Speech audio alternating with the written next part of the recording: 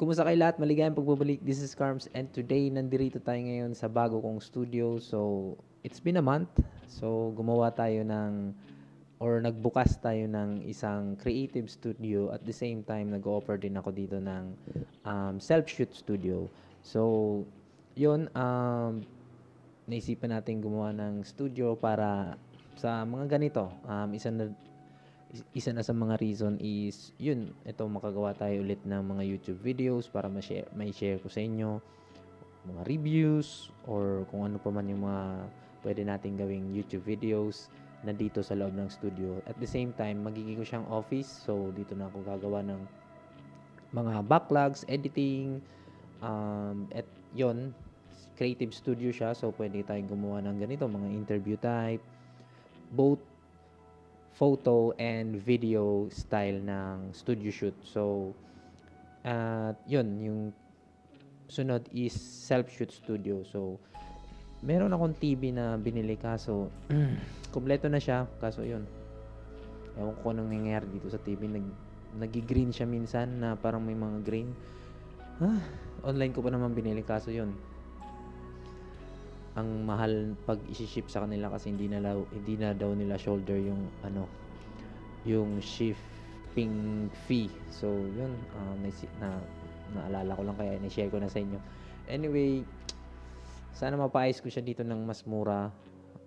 Parang gano'n na lang yung mangyayari. So yun, so nagdagdag na rin tayo ng mga equipments. Meron tayong bagong C-stand, meron tayong bagong snoot. So yan yung effect dito sa likod.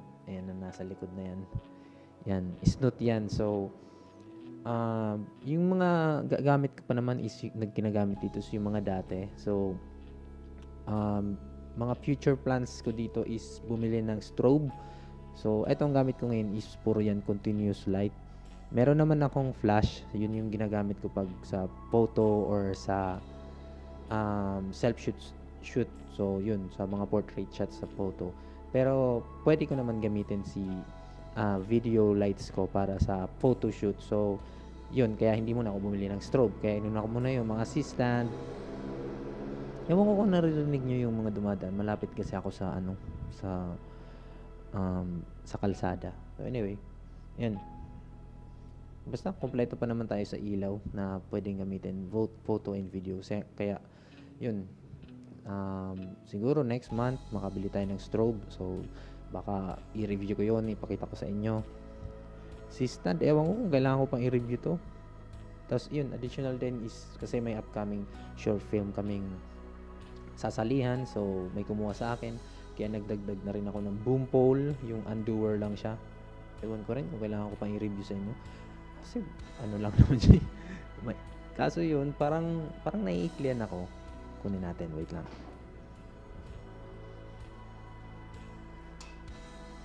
Eto siya. Paano mo makikita to? Ayan. So, di lang nasa frame pero sakto siya. Halos kasing tangkad ko siya. So, I'm 5'6 or 5'7. So, yun. Pero, ano naman to? Na-adjust naman. Ito nilagay ko na lang to dito.